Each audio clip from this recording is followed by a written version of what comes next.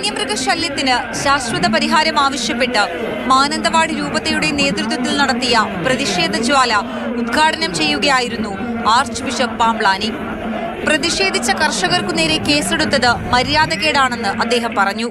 ബഹുമാനപ്പെട്ട മുഖ്യമന്ത്രി അങ്ങ് പറയാറുണ്ടല്ലോ, ഊരിപ്പിടിച്ച വാളുകൾക്ക് നടുവിലൂടെയാ ഞാൻ നടന്നു വന്നത് എന്ന്.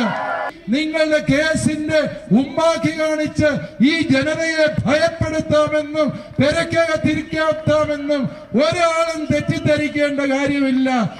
ചടങ്ങിൽ പങ്കെടുത്ത താമരശ്ശേരി, മാനന്തവാടി ബിഷപ്പുമാരും ആവശ്യങ്ങൾ അംഗീകരിക്കുന്നവർക്ക് മാത്രമേ വോട്ട് ചെയ്യേണ്ടതുള്ളൂവെന്ന് വ്യക്തമാക്കി.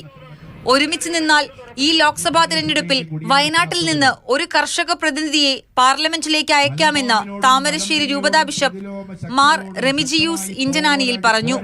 കാട്ടാന ആക്രമണത്തിൽ കൊല്ലപ്പെട്ട അജീഷിന്റെ മകൾ അൽനയും സമ്മേളനത്തിൽ പങ്കെടുത്തു. ഞങ്ങൾക്കും കർഷകരുടെ മക്കൾക്കും ഉണ്ട് സ്വപ്നങ്ങൾ ജീവിച്ചു തീർക്കാനൊക്കെ. പക്ഷെ ഇതുപോലെ ഈ കാട്ടാന നാട്ടിലേക്കും മൃഗങ്ങൾ നാട്ടിലേക്ക് ഇറങ്ങി നമ്മൾ എങ്ങനെ സാധിക്കും? വൈദികരും കന്യാസ്ത്രീകളും വിശ്വാസികളുമടക്കം 10,000-ഓളം ആളുകളാണ് പ്രതിഷേധ റാലിയിൽ പങ്കെടുത്തത്. അതിനിടെ പുൽപ്പള്ളി സംഘർഷവുമായി ബന്ധപ്പെട്ട് 5 പേരെ കൂടി അറസ്റ്റ് ചെയ്തു. ആകെ അറസ്റ്റിലായവരുടെ എണ്ണം 10 ആയി. മാതൃഭൂമി ന്യൂസ്, വയനാട്.